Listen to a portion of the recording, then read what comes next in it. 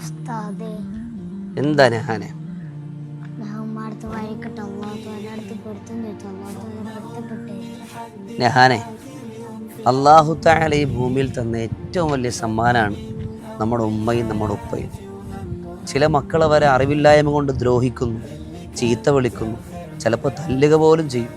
വൻപാപത്തിൽപ്പെട്ട കുറ്റാണ്. എന്നിട്ട് പോയി നിസ്കരിക്കും, നോമ്പെടുക്കും, ഹജ്ജ് ചെയ്യും, ഹജറുൽ അസ്വദിനെ മുത്തും, പാവങ്ങളെ ധാരാളം സഹായിക്കും. ഇതുകൊണ്ട് ഒരു കാര്യമില്ല. കാരണം മാതാപിതാക്കളുടെ പൊരുത്തമില്ലാത്ത ഒരു ആരാധനയും അള്ളാഹു തആലയ്ക്ക് ആവശ്യമില്ല. എൻ്റെ പൊന്നുമോൻ ഇപ്പോൾ ആദ്യം പോയി ഉമ്മാടുത്തില്ലാണ്.